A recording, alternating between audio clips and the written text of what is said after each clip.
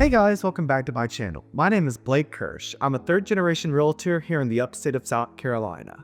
If you're thinking about moving to the upstate and don't know exactly what area you want to live in, take the quiz in my description below so you can find out what area fits you best, and then give me a call and we can discuss your options.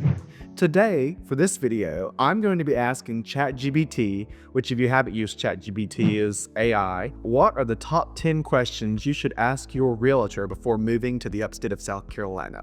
After I ask it these questions, I'm going to respond to the questions as if you're asking me. So it's kind of like you're getting to ask me your questions without even having to call me. I'll ask it and then we'll jump right in. Okay. So the first question that ChatGPT has asked me from the point of view of you, a buyer moving to South Carolina, is what are the best neighborhoods for my lifestyle and budget? Typically, I would start you off on what area you're interested in and then start telling you about neighborhoods. So if you do take the quiz, that would be good because we can start right on this question. But off the top of my head, if you wanted to ask me about neighborhoods and you weren't concerned about area here in the upstate, some of the neighborhoods that I really enjoy working in and really enjoy seeing people move to would be neighborhoods like the Carolina Country Club in Spartanburg, Woodfin Ridge Golf Club in Inman, South Carolina, Sugar Creek in Greer. Other ones would be Chanticleer in Greenville. Let's do one more. Turtle Creek in Bowling Springs and Inman. Turtle Creek would also be another one that I enjoy helping families move into. And of course, Converse Heights, which would be one of my most sold in neighborhoods. The next question that ChatGPT is asking me is, what is the current real estate market like in the upstate? That's going to be questions about price point and questions about days on market. Right now, the most important thing for sellers and buyers is our days on market, which is very different from the last few years. Right now, our average days on market is over 60 days. That's 2 months that some homes may be sitting on the market, which matters to the seller for many reasons. First of all, it matters if you're selling your house and trying to buy another one, you need to know how long you're going to be on the market here so you can plan your purchase, so you can plan your negotiations on your purchase. If you're relocating, so you can plan your relocation. So days on market is very important to sellers. For buyers, days on market is also important. Sometimes I have buyers come in right now and they see that a house has been on the market maybe 70 days and they think, first of all, that there's something wrong with the house, or they think maybe that we should negotiate $50,000 off the price. While we may be able to, and I certainly will try, just because a house has been on the market in today's market for 60 days does not mean there's anything wrong with it, does not mean there's a huge negotiating point. Really, it has more to do with just how our market is. It does not matter that it's been on 60 days. If the house is perfect, it still might be a great house for you to purchase. So average days on market would definitely be something in our current real estate market that we would be discussing. Price points right now and value are pretty much in a level playing field. Most of our price points are going down, they're not creeping way up, with the exception of some of my hotspot areas. One of my hotspot areas right now would be Lake Bowen. Price points there are crazy. Price points there are going up, up, up. So if you're looking to buy on Lake Bowen, anything you can get your hands on is going to be a good purchase. But in general, we're seeing our price points more of a plateau right now. We're not seeing a big reduction in value, but we are seeing prices kind of stay where they have been in the past few months. More of a reset from where we saw several years ago, where homes were selling way above appraised value. Now we're back more to normal times, longer days on market, which is beneficial to buyers and sellers, gives you more time to think. So that would be my answer to what is the current real estate market like in the upstate. The third question that ChatGPT is asking me as a real estate professional here in the upstate is, how are the local schools rated? Well, I'll be the first to tell you that I can't tell you legally what schools are good, what schools are bad. The first thing that I'll do if you ask me about schools in a specific area is to send you to websites that I use that rate the schools. And they really give good descriptions. They give really good feedback on the schools. You can read reviews on the schools. So those websites are a bit of resource even for me. I can tell you that there are definitely several schools in the upstate that matter a lot to sellers and buyers because they're highly sought after school areas. One example would be a lot of people in Spartanburg, they grew up in downtown Spartanburg, they know all the kids who go to Pine Street Elementary School. So people may live, on the outskirts of Spartanburg, but then when it gets time for their kids to go to elementary school, they might want to buy a house in Converse Heights or somewhere around there so their kids can go to Pine Street or even walk to Pine Street. Another example in Greer would be the Riverside School District. A lot of Greer is not the Riverside School District, but the part that is highly sought after because you can live in Sugar Creek and take your golf cart and take your kids to elementary school. So I wouldn't say that we had any glaringly really bad schools in the upstate. More, it's about the people, and as long as the people are good, I find the schools are good. We also have private school options, public school options. I went to public school. I went to Bowling Springs Elementary School, Bowling Springs Middle School, Bowling Springs Intermediate School, Bowling Springs Junior High, and Bowling Springs High School. So I can tell you all about Bowling Springs schools. But if you do plan on moving to Spartanburg and you're looking for more of a private school option or maybe a Christian school option, there are tons and tons of options like Spartanburg Christian Academy and Oak Brook Preparatory School. So ask me about private school options and public school options, and then I'll give you the resources to look at the ratings on the schools. The fourth question that I've been asked is, what is the commute like to key areas like work, hospitals, airports? Well, for me, my work takes me all the way from Gaffney to Lake Keowee down to Greenwood. So I chose to live in the middle of the upstate, which is Greer. If you are going to be commuting to work to many different locations, if you're in a job like that, Greer is a nice central point. GSP Airport is also in Greer. So for me, my boyfriend is a pilot for American Airlines. We can be at the airport quickly. We can be in Greenville quickly. We can be in Spartanburg quickly. So Greer is definitely a sweet spot. If you don't know what area you want to be in, if you just want to live in the upstate, Greer might be a good place to look. If you are going to work in Spartanburg, and you are going to want to be within a 30-minute commute to work, I would recommend that you look into Spartanburg proper or one of the key suburbs of Spartanburg, like Bowling Springs or Inman or Campobello. That's definitely where I would kind of try to stick if you're going to be working in Spartanburg. If you're going to be working in Greenville, same thing. There's plenty of suburbs in Greenville for you to choose from, like Simpsonville, Malden, Travelers Rest. One thing I'll say is I have a lot of clients moving here with companies like Eaton Corporation who may not be used to living somewhere like Greenwood. Greenwood is definitely a growing area. It has a cool downtown, but it's not a city, not a big city by any means.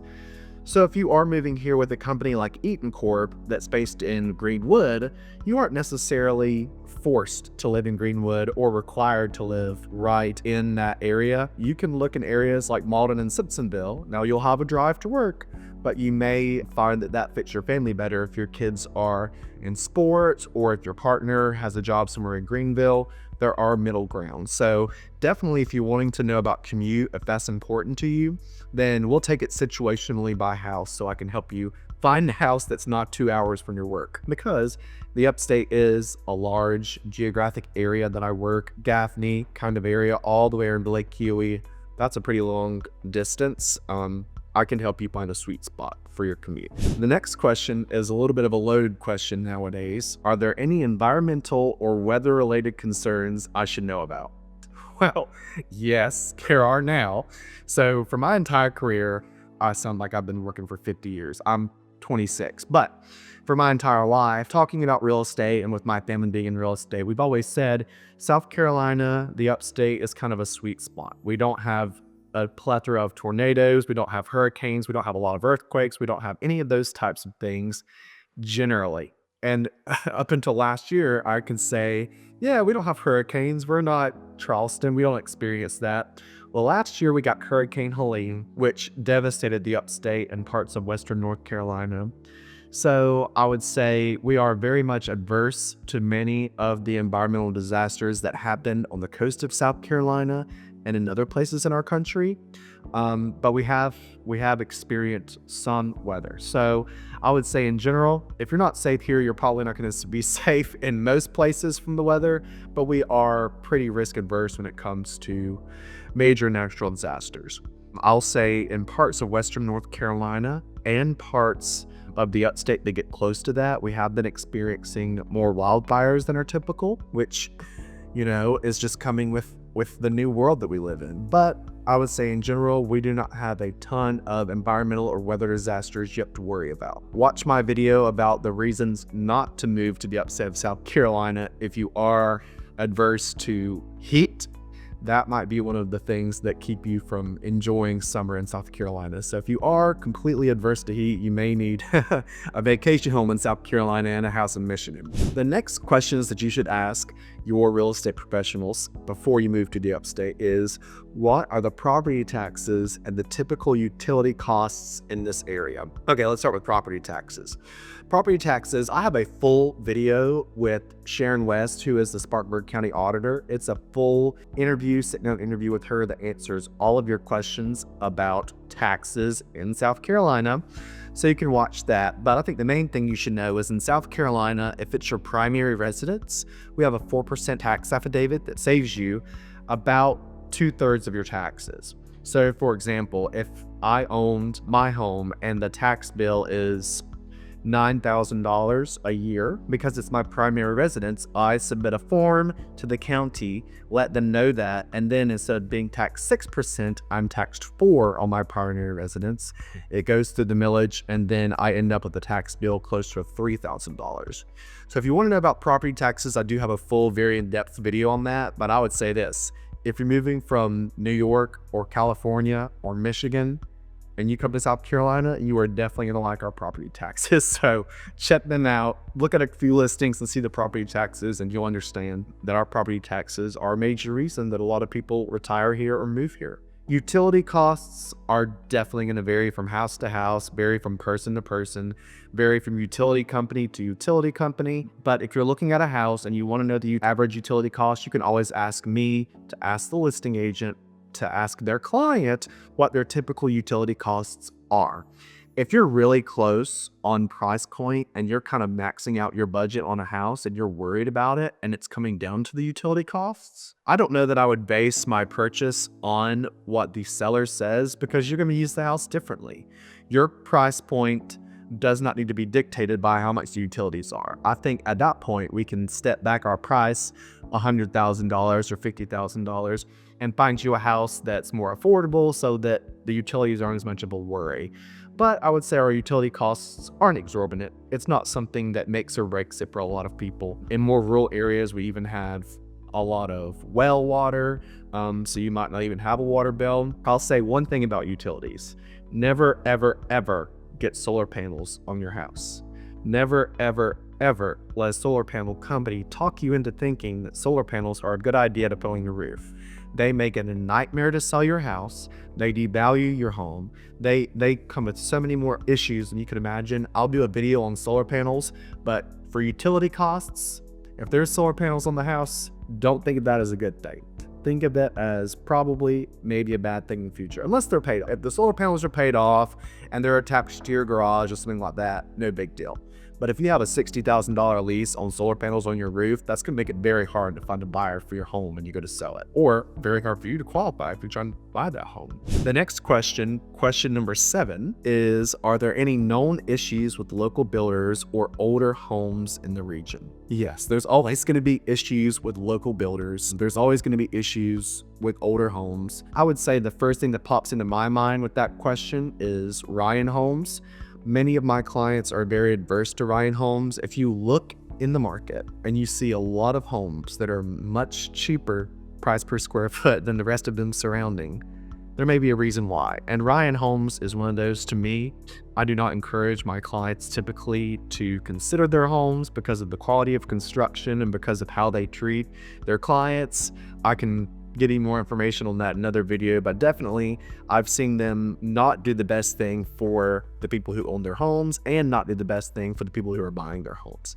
So I would say a local builder that has an issue to me would be Ryan Homes. There are lots of local builders I enjoy working with: D.R. Horton, Mungo, Meritage, Crescent Homes, Pulte Homes. Those are some of the builders that I really enjoy working with and have awesome incentives that I can share with my clients.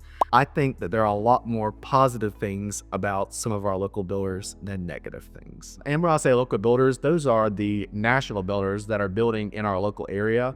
There are smaller scale builders that are local that if you are looking to build a custom home, I could connect you with. And we have a lot of good options for that as well. The other part of that question is, are there problems with older homes in the region? Two-faced coin to me. There's lots of older homes that sometimes I would not touch because there's major moisture issues or there's major termite issues. One of the things with older homes that is impossible to fix is if it has a dated layout and it's very hard to change that layout. No matter how much money you dump into that house, it may not be worth what you're thinking it may be worth price per square foot wise. But I will say, if I have a young couple and they're looking to buy a home and they are between a house built in 1998 that's all brick on a really nice foundation with a lot of good bones and maybe hardwood floors, real wood cabinets, they're between that and a new construction home. If they can afford it and it fits their lifestyle, I might encourage them to go with the older home. Older homes built in the early 2000s and the 90s can be very solid. They can be all brick, which we're not seeing a lot of nowadays. They can also have more land, larger lots. And sometimes when you buy an older home, especially if you're young and you don't have a lot of extra cash to upfit your house, an older home can come with extras that you're not going to have to come out of pocket for. So an older home might already have plantation shutters. It might already have a fence. It might already have really nice landscaping. Those are things that you can add to without having to come out $15,000 out of your pocket for a new fence. So it's going to be situational, house to house, builder to builder. But I would say in general, I'm not always scared of older homes, for sure. The next question is, are there HOA rules or deed restrictions I should be aware of? That is a question you should ask your realtor. You should ask me when we're looking at a specific house. So if you are averse to HOAs and you don't want to be in an HOA, then we can look at houses that are not in HOAs. If you do want to be in an HOA, or if you're interested in a house that just happens to be in an HOA, we can pull the covenants and restrictions for that neighborhood and let you read them before we put it in our offer. For example, I have some clients that want to have chickens when they move down here. They were interested in 2 homes. Both of the homes were in a neighborhood with light HOA, is what I would call it. $70 a year.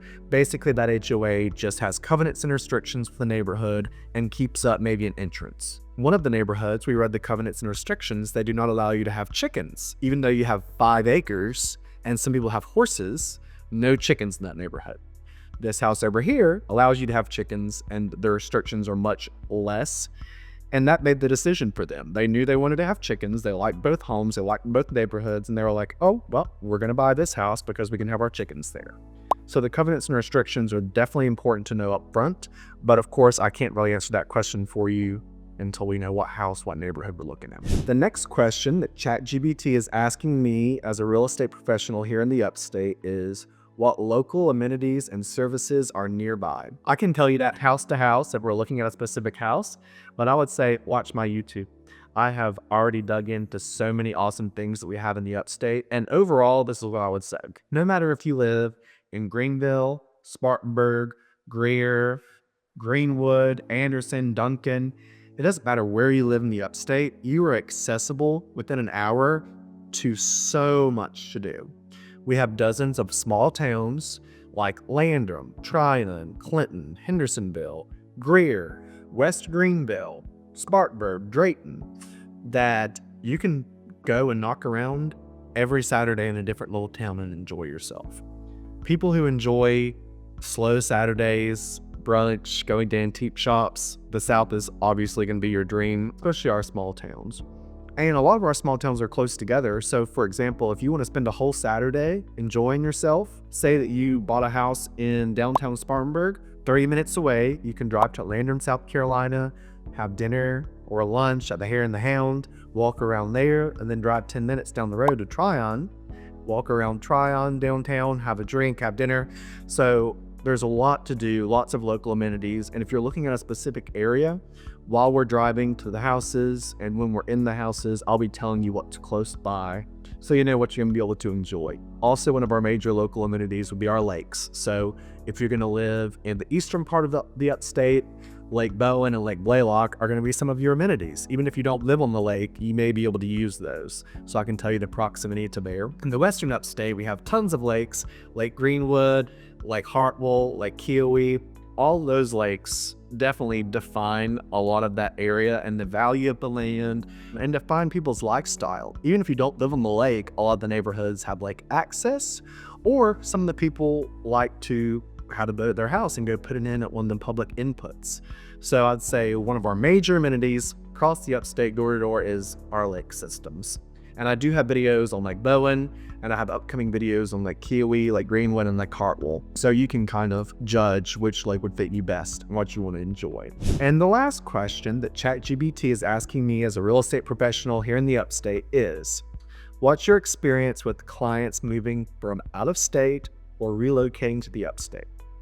That is a very important question to ask your realtor when you are moving. If you're moving here with relocation benefits through a company like Cartus Corporation, you need to have a realtor that is an expert at Cartus relocation.